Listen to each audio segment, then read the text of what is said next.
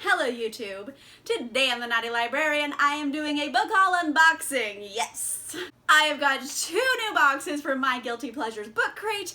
I really have been digging this company so far. I'm actually a rep if you are interested in getting anything from them, either in their store or one of their subscription boxes.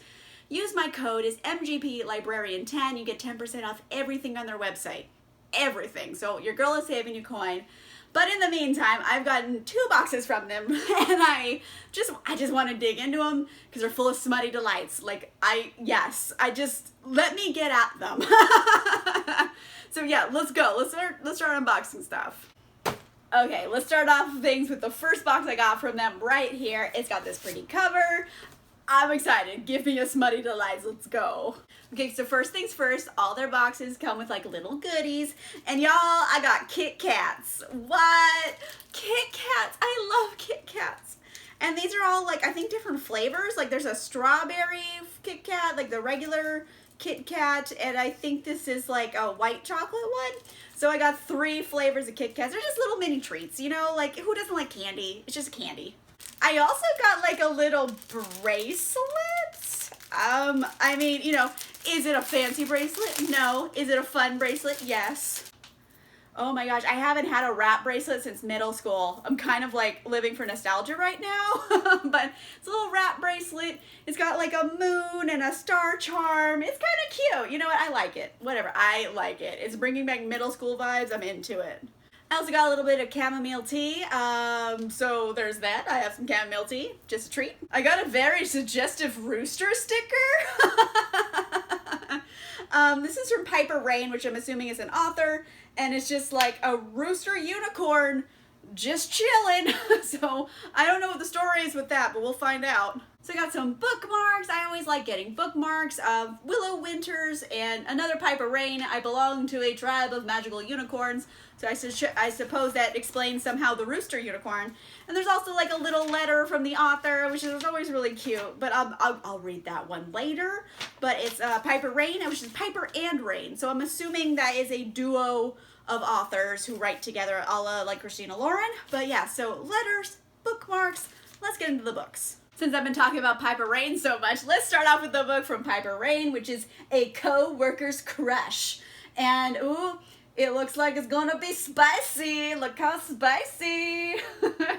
So basically this is about 2 tattoo artists, I believe, and also there's like motorcycles and stuff, and there's this woman, Frankie, and this guy, the blurb never says his name, so I don't know what his name is, so he's just gonna be Dude Bro. So Dude Bro is like, wow, Frankie's so cool, but like Frankie also has a kid, and like I am not a person for kids, like I am a bad boy.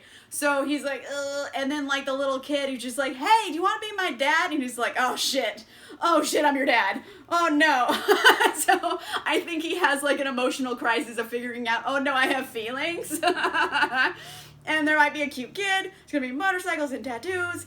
And who knows? You know what? Sometimes I am pleasantly surprised by like blurbs like this, because yeah, this blurb is also oddly in first person, and I have been fooled by them before. Like I read a first person blurb and I'm like, ugh, this looks terrible. And then sometimes I'm pleasantly surprised. So it's worth taking a whirl over.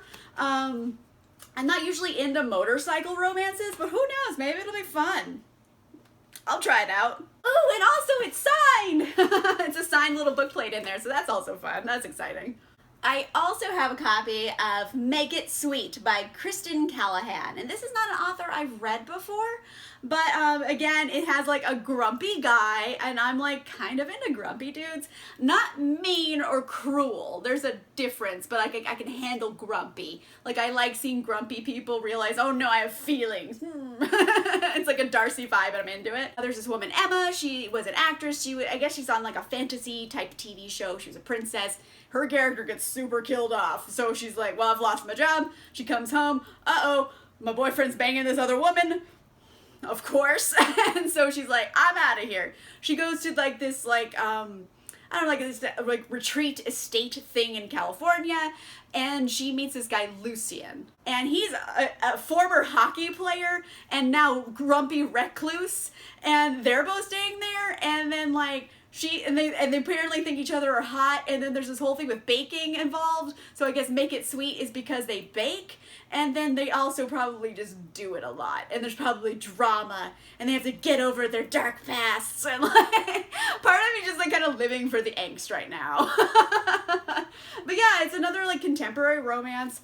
I really like getting introduced to all these like new romance authors. Well, maybe not a new romance author, but a new one to me, because I'm not always up on like my like contemporary romance authors. Like I know a lot more historical and paranormal, but like contemporary, I'm kind of all over the place with. So it's nice that I'm getting like introduced to all these new different authors, and it's always like fun to take a whirl and see what it's like.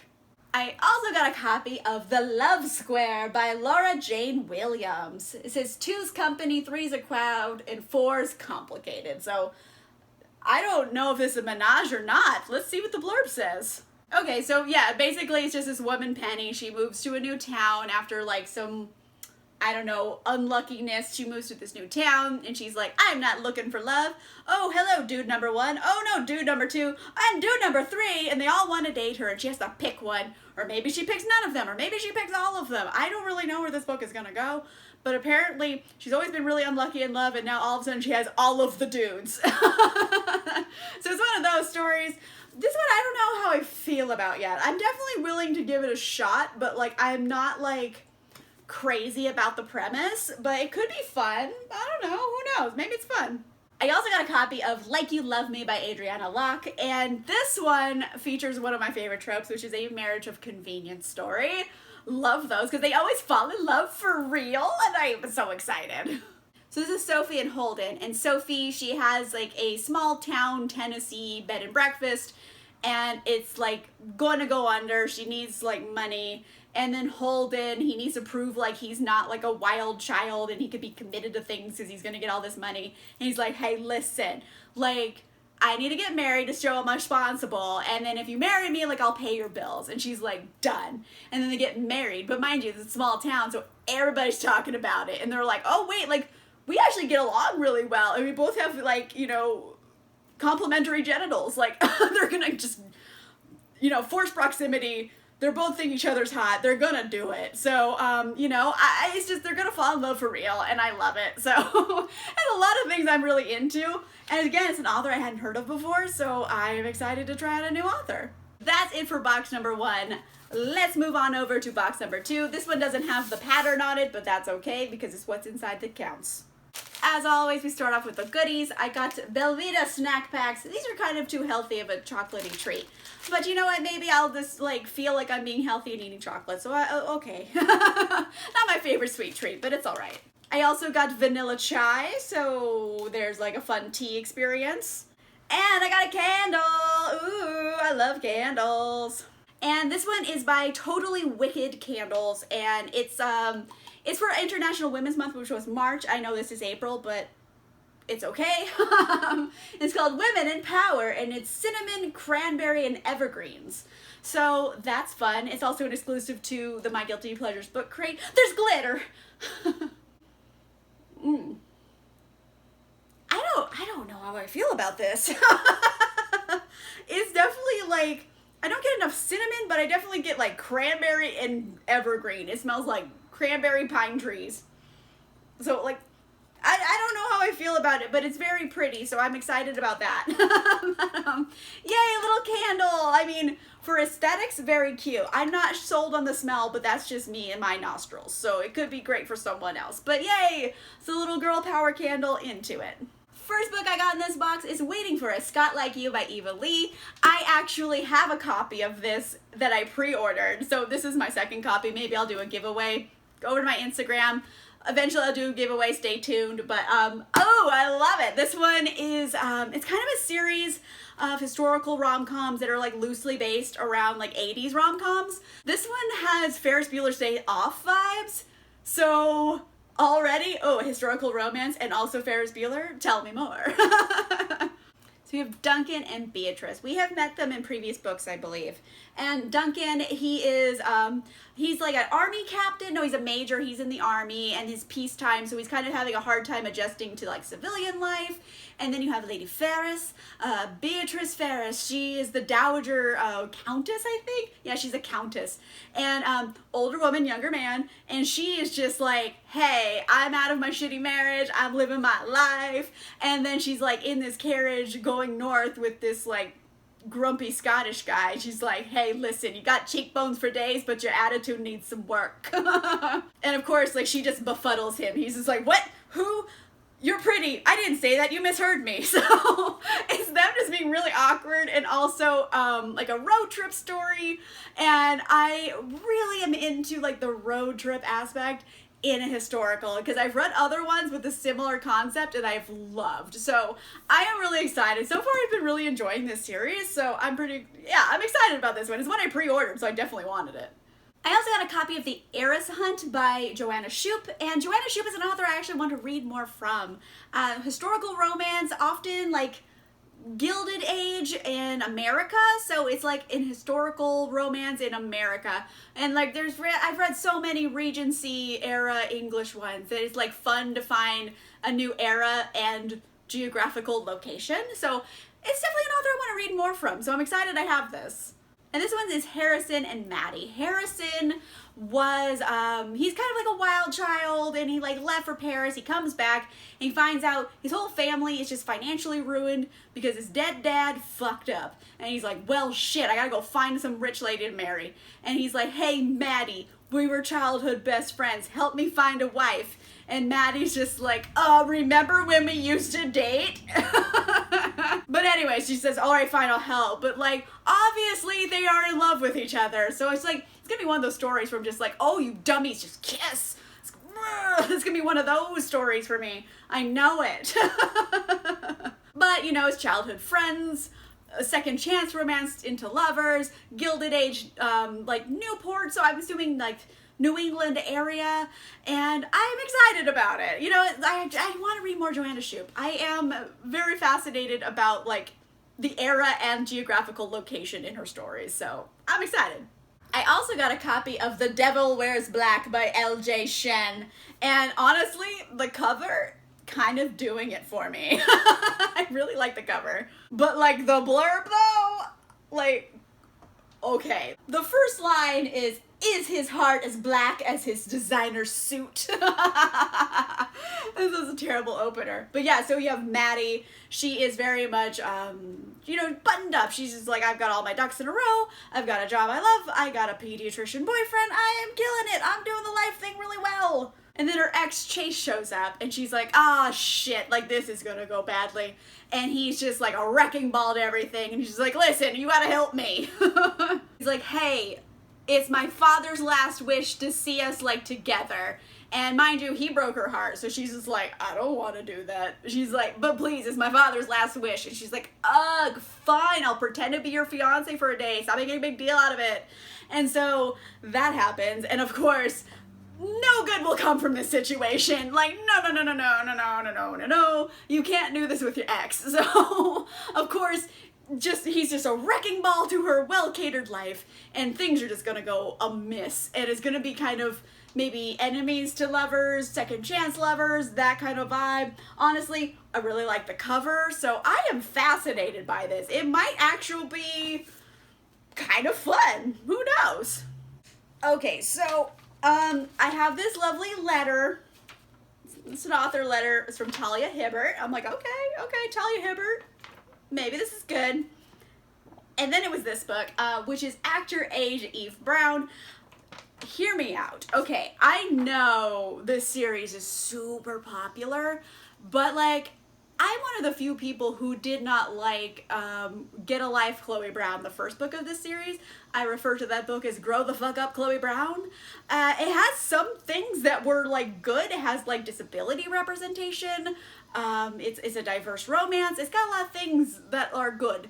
But is it well written? I don't think that one's great. Like, honestly, I DNF'd it. Like, I just didn't care. I was like, oh my gosh, grow the fuck up, Chloe Brown.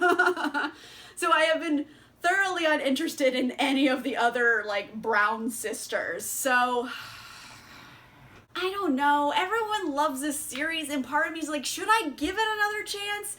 Because I've been so thoroughly uninterested in it. Like, that's how much I didn't like Get Alive, Chloe Brown. I know, everyone loves it, and I wanted to love it too. No one wanted that more than me. And I didn't. I hated it so much I DNF'd. So, it's nothing against the author. I'm sure, like, a lot of her books are great, because I hear nothing but amazing things about Talia Hibbert. It's just I happened to read the one book I didn't like. So, I have been, like, putting off other books by Talia Hibbert, but maybe this is a sign, you know? This is the sign, hey, Amanda, get off your high horse, try another book out. So, you know what? I have it. Maybe today's the day. Who knows? But yes, I have it. So, it's, like, these sisters...